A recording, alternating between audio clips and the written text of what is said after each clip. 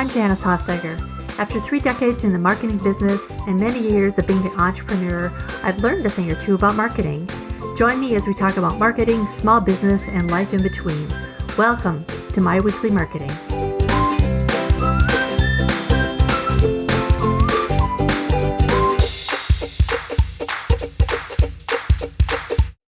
Have you ever bought anything from an influencer or maybe been persuaded by an influencer? I have. I wasn't swayed by a celebrity, but if someone I respect in the business world recommends something, I am listening. Turns out I'm not alone. 74% of consumers have made purchases based on an influencer's recommendation. But when you're running a small service-based business, it can feel a little out of your leagues, right? If that's you, friend, pull up a chair. Today, we're diving into the wild and wonderful, sometimes intimidating world of influencer marketing. And before you mentally check out thinking this is for big brands with massive budgets, let me stop you right there. Because my guest today, Sarah Stahl, is brilliant at breaking down how everyday small businesses, yes, even tiny but mighty solo shops like yours, can use influencer marketing authentically and without feeling like you're bribing the cool kids to sit at your lunch table. So if you've ever wondered how influencer marketing actually works, you're in the right place. Let's jump in. Hey, Sarah, welcome to My Weekly Marketing. Hey, happy to be here with you. So you're in the hospitality industry, but you work in marketing, right? So tell me your story a little bit. How have you used influencer? Because that's what we're talking about today. Yeah, just a little bit of a backup. I've been in marketing for 15 years and actually got my start in e-commerce and smaller brands. And then I transitioned into hospitality about 7 years ago when I became a tourism director. And then from there, I actually fell in love with hospitality, but I love the business side of things. And as a tourism director, you tend to focus more on the government side of tourism. So I got an opportunity to kind of bring everything together with a startup treehouse resort close by to where I live and I was the fourth employee hired on their team as the head of marketing. And we just used really solid marketing prowess to be able to build this brand from nothing. And one of the key pillars we used to do that was influencer marketing. Gotcha. Gotcha. So a lot of listeners might kind of feel that influencer marketing is kind of for the big brands with the bigger budgets. Can you start by explaining like what influencer marketing looks like for small businesses, especially service-based businesses? Well, any small business sounds like. Yeah, absolutely. So I like to take it back a step because there's kind of an understanding of what influencer marketing is when you think about it. You tend to think of like Kim Kardashian or like you're hiring some big name to get a lot of eyeballs on your product as quickly as possible for the sake of virality. That's kind of like the core understanding of what influencer marketing is. But really, it's it's so much more than that. I actually think that the bigger voices actually are losing their capabilities to convert folks, whether they're converting service or whether they're converting on a product, because influencer marketing, from what I've seen and working with hundreds of creators, it's actually just somebody's ability to use their influence in their sphere based off of the content that they already create to alert their audience of something different or something alternative or something that they should consider. So there are millions of what I call, and people call this too, micro influencers. So they're folks with less than 10,000 followers, and they're usually have high regional viewership, or folks that love watching them, love hearing what they have to say, love hearing their take. And so whenever they bring something new to the table or they try something new, it influences others to try it too. And from a sales perspective, I'll just finish this point up. It takes somewhere, and this is across the board, regardless of what industry you're in, it takes somewhere between 20 and 30 touch points to convert a cold lead into selling a service or a product. But when you put that same service or product in front of an audience that an influencer is endorsing, it takes less than 7.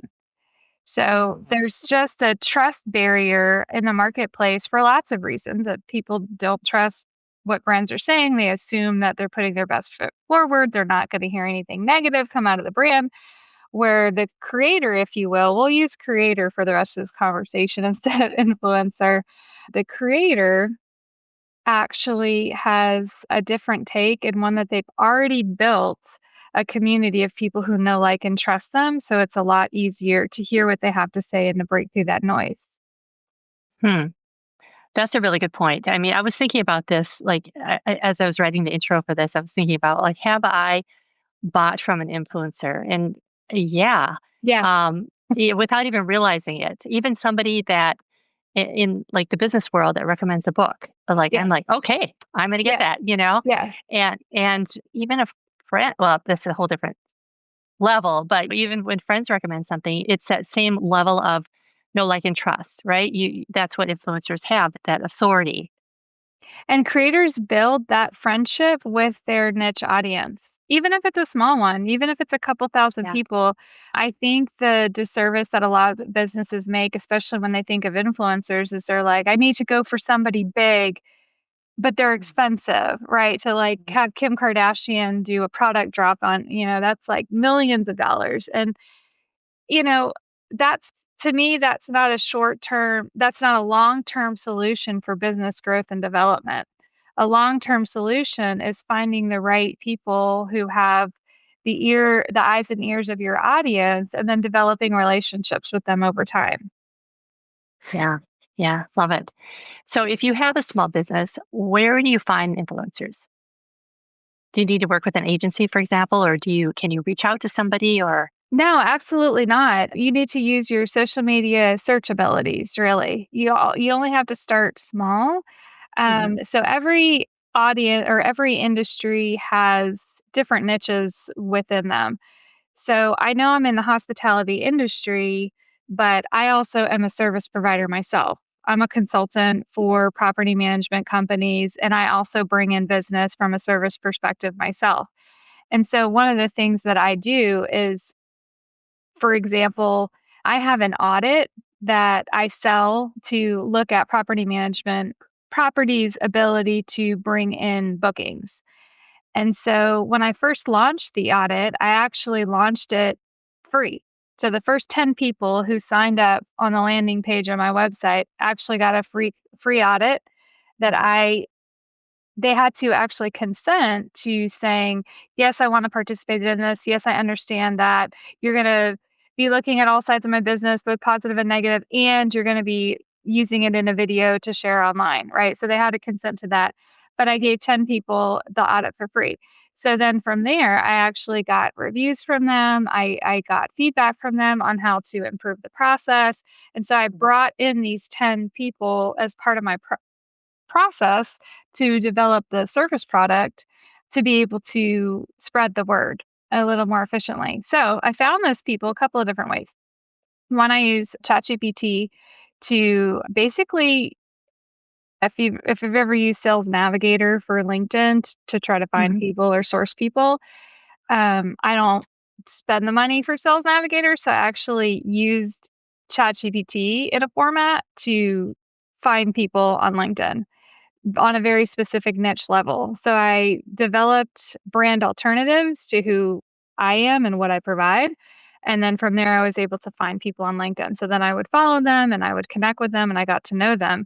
And all of my content is around solving their specific problem because I know my clients so well. I know what their problem is. And I actually don't sell on LinkedIn. I don't send DMs. I just find these people and then I find people like them. And then I look at who's creating content. So there's other people creating content in the space that I know have influence over property managers, and I will collaborate with them on content or I'll allow them to try a service that I offer for free and test it out and then give it all feedback so others can understand from their perspective what it was like to use that service. Mm, love it. Love it. That's a great idea, even just to use ChatGPT to Mhm. find potential clients. That's really smart. Okay, so how do you recommend? All right, so let's say you found somebody that you think would be a really good creator. So what are some clues that they'd be a good fit and what are maybe some red flags that they wouldn't be somebody that you should be using? The first thing to consider is don't get wrapped up in audience size. Mm. That's not really a top concern because influence over 1,000 people is more important than having 10,000 followers and influence over 1%, right? So it's really important to understand what content are they currently making? Do they share content that your client would save in their feed? If they're scrolling through and they're like, oh, this is really helpful and I would save it, would your client save it? So does their tone fit with how you want people to feel? Um, are they coming across within your brand tone? Some people are more edgy, some people are more laid back, some people are funny. So do they kind of share the same tone of how you present your business and share about your services?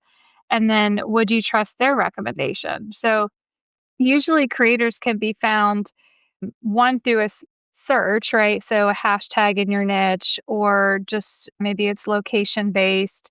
And then you just kind of start watching. You watch their content, you watch for frequency, you watch for who's engaging, who's saving their stuff, that kind of thing. And you can kind of get a feel for that over time. So it's not an instantaneous decision that's made. It's something that you kind of feel out over a little bit over time. Maybe a month. You give it a month, you kind of watch them and see how things go. So some red flags to look out for does their audience engagement look fake? Um, it's really hard to tell if audiences were purchased by and are bots and engagements are bots. So there are some AI tools that help with that. Most of them are paid. Some of them are small subscription fees to large subscription fees. But if you really care about seeing if audience growth happens too fast, it's usually a purchased audience and not something you want to participate in. Mm-hmm. If their content feels off brand or chaotic, like you're like, I don't know really what they stand for. I don't really know what their core message is. Even if they post a lot, you're looking for alignment too, not just eyeballs, or you're looking for that influence. And the influence comes from clarity and message, and people know that they can rely on that clarity of message. Mm-hmm. So if they promote everything, like if they look like they're working with all kinds of brands and they're just trying to get brand deal after brand deal, it's actually a red flag to. I watched a YouTube video one time about how YouTube works with creators, and it's actually a red flag if a creator jumps products frequently instead of develops those deeper relationships over time. So basically, if you're looking forward to their values and the way they do business operate with yours, because you're looking at them like a partner a little bit, not just somebody who can hey, share my stuff with your audience. There's going to be an education process for them to use your product or your service. There's another company I'm actually partnered with. They're called Magnetic, and they're a Web3 company that basically helps you develop a community on the blockchain and then track everything your community does. So they are a startup. They've been in development for a little over a year now, and they've given me complimentary access to the back end of their site. And I'm always testing it, playing with it, building with it. So I'll have quarterly calls with their development team to talk out hey, I don't understand this, and this is some of the issues that I've found. So that's not even something public that I do. It more is behind the scenes, but I'm working with them in this partnership as they develop their service as well, so that when they're ready for a big launch, I'll be there. I understand exactly what they do well, and I could be a voice to help them in that process. Gotcha. Oh, that sounds awesome. So what does success look like for a creator? So as a business owner, let's say I reached out to somebody, maybe they wouldn't even consider themselves an influencer. Maybe it's just somebody that I feel like has a lot of power. They have a lot of influence, we'll say that. So how is it that, first of all, I've reached out with them, they've done a little work for me, or they haven't done work yet. Let's say that. Let's say I'm just trying to figure out, how I would measure success. Mhm. I was just wondering if it was like sales or awareness or engagement, or how is it that you would actually figure out if it's All like of the success? above. Okay. So you can't measure everything in this scenario. So you want to measure as much as you can without overwhelming your system or overwhelming the creator. So one of the low hanging fruits is if your system has the ability to develop a coupon code of any sort. One of the things we do is we'll create a custom coupon code for the creator to give out. So maybe it's usually 5% off of something, right? It's just like a nominal little fee, nominal little coupon or savings fee that can be applied, but it's tracked back to a coupon. So that's one thing that you can do over time, because as the story develops, as the creator learns more about who you are and what you can do, content will come out over time, right? So maybe you work with this creator for a year and it takes 3 to 6 months before a coupon code is used, right? So that's one way. Another way is just the storytelling process. So do you see clear storytelling resulting in key triggers? Like, are is your audience growing as a result of that clarity of storytelling? Are people signing up for your lead magnet? And even in the lead magnet sign up, you could say like where you heard from us or from, and you could even add the creator's name in there or some kind of indication that that came from the creator. So there's ways that you can build that in, but I think the biggest mistake is expecting a creator to come out the gate first time, one piece of content, and think magic is going to happen. It's not. And I think that that's why people don't really believe in the power of influencer marketing, because they're thinking, "Oh, I have to hire someone big to come out and do this one thing to make this big splash." Mhm. To build the influence and to break through to earn people's trust, it actually has to happen naturally and organically over time. So what does that look like? Maybe you work with a creator and you give them free access to your service and you say, "Hey, go ahead and try my service." I don't know, maybe it's like a 6-week course. You say, "Go ahead and take the 6-week course. I'd love to work with you on this, and then I'll give you the course for free. You go through the course, you develop your own story, and then come back and we'll discuss, what that story looks like." Right? So they actually need time to digest all of the information that you're putting out there as well. So understanding that, just like it took you a lot of time to build out that course or build out that program, it's going to take the creator some time to develop their side of the story. And then the second Sure. piece to that would be allow them to tell it in their story, right? You've already chosen them through that process of, "Hey, I've watched their content. I think they've got some great influence. We align in our values and kind of our tone of voice." So you already believe in all that and you already know that, but they still have an angle to take. And that's actually where the trust is built, when they're able to speak in their own voice and their own angle, and it's not curated by you. Gotcha. So let's talk a little bit about the storytelling part of it, since Hmm. I know that's a focus of yours too. So can you Hmm. walk us through what a story driven influencer post or creator post looks like? I Hmm. mean, do they develop one on their own? Do you ask them Hmm. to include certain things, or yeah? So what makes it land? I would give them a 3-part framework for this, Okay. but I would give them the framework to stay within, but give them full reign to use their own voice and freedom to use their own voice. They're not always going to say everything you want them to say, and they're not always going to say it the way you would say it. You've got to Right. be okay with that first and foremost. So, giving them a framework that you're comfortable with, and then just letting them do that is good. So, the first thing is have them highlight a relatable moment. So something that your audience already feels, that they have also felt, and that they have discovered the solution to in your service, Mm, right? So the good one. next is a shift. The service changed how I X, right? So Mm, keeping that really basic thought of like how the service changed how I work out, how it helped change how I present myself in speaking, whatever the service it is. So just have them focus on the shift. And then the third one would be a clear outcome. So what actually improved? It lands because it's about them, not about you. That's what all three of those things are. A relatable moment, a shift, and a clear outcome are all about the things that are addressing pain points with your customer. And then you just kind of let them develop from there. That's good. So, what about compensation? So, do you offer, like you mentioned, a free course? Is that kind of the standard? I've never used an influencer, so I don't even know any of this. Or is it something that you can offer them, like affiliate commission? So this is up to the business owner, really. And I like to get as creative as possible. And when there's no proof of concept, right? So maybe let's say it's a new course and there's no real proof of concept, I would err on giving it away for free and letting X amount of people try it under the guise of, hey, these are the 3 points that I would like for you to cover in this many posts. There you go, kind of thing, Mm-hmm. just keeping it simple.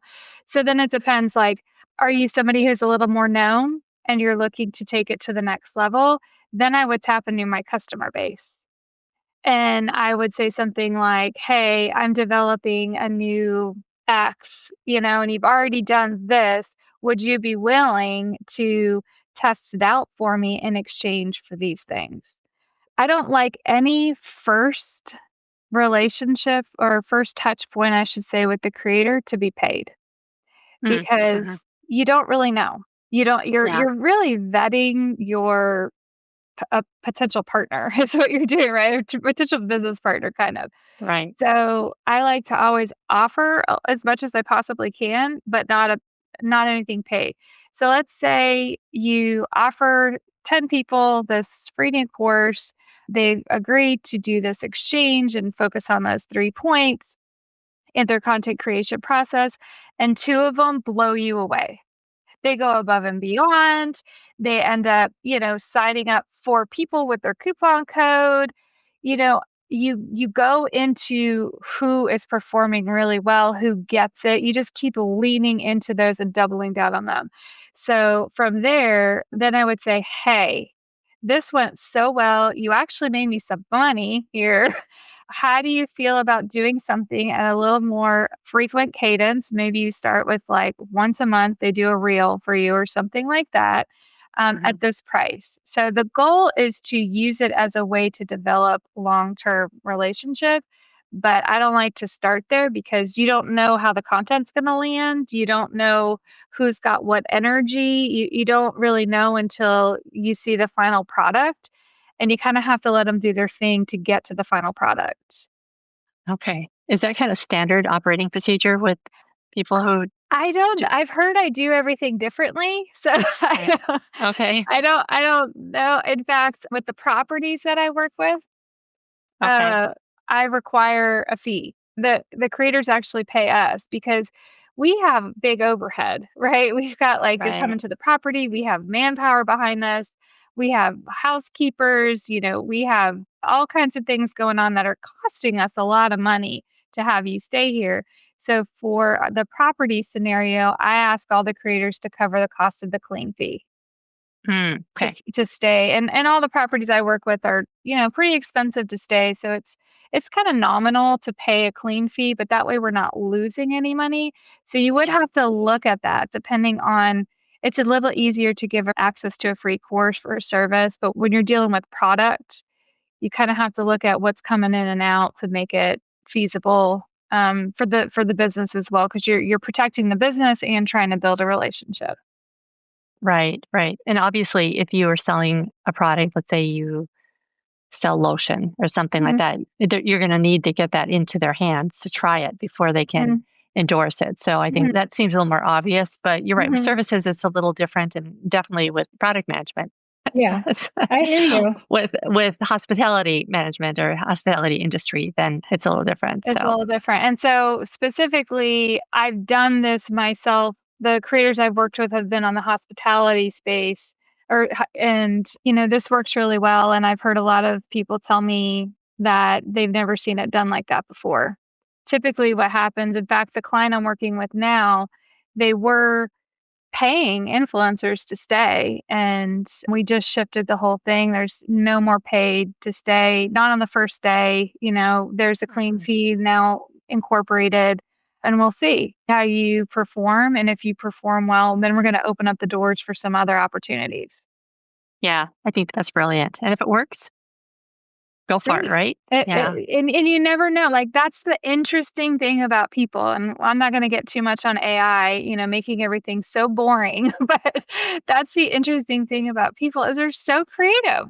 When you let them Right. just be creative, they're so creative, and you don't really know. And you just have to kind of flow with how things are going. Yeah. So if my listener who is so busy with a lot of different things, if they only have the energy to do one tiny step toward creator partnerships, where would they start? I bet that there's already somebody that they admire who is a parallel partner already. Everybody scrolls on TikTok or Instagram at night, So Yeah. I'm sure that there's somebody out there that they're like, I really like their voice. They're in the industry. I like what they have to say. I would just start to have a conversation, Love just like, it. hey, I really authentic. Like, I really have been watching you for a little while, and I like your voice and how you present yourself, and it really feels aligned with what I'm doing. Are you aware of this program that I have? I do have to be careful that they don't feel like you're selling anything to them. Yeah. And then just say, like, hey, I'm open to allowing you free access to this course to try it out in exchange for some content. Are you open to that as well? And if Mm. you reached out to 5 people that you probably already have in your feed that you admire and think is a good match, you'd probably hear back a yes from 2 of them. Okay. Okay. Yeah, it seems like such a simple thing, but Mhm. it is so powerful. And I think we really don't do enough of that as small business owners. We don't reach out Mhm. enough. Mhm. And even just any kind of collaboration with other People business love owners. collaborating. They love Yeah. it. I actually I'm a syndicate writer for Hotel Online, and I ask a different person in my network every week. Like, I'll see them post something and I'm like, "Oh my gosh, that's such a good topic." And then I'll approach them very thoughtfully and say, "Hey, do you want to collaborate with me on this article? I'll take everything on. I just need your voice in this way." And that actually has boosted my visibility because I'm always pulling people in. You want to Mm, pull people in. I think solopreneurs forget that. And we yes. carry all the weight of the business development process on our shoulders. And we can't do it all by ourselves. It's too much. Oh, absolutely. And especially if you're dealing with somebody with a much larger audience, it's Yeah. just a no-brainer. I mean, that's one of the easiest ways to grow your reach as well. So, hmm where can people find out more about you, Sarah? Yeah. The easiest way is my website, sarahstahl.com. That's STAHL. Perfect. Yeah. All right. I'll put the link to that in the show notes as well. Thank you so much, Sarah, for joining us today. I appreciate it. Thank you. It's great to be here with you. So, does Sarah's tips make you want to dip your toe into the influencer waters? If you do, let me know. I'd love to hear about it. Just go ahead and send a DM to Janice Hosteiger Marketing. And of course, hit the follow button. To learn more about Sarah or anything we talked about today, visit myweeklymarketing.com/138.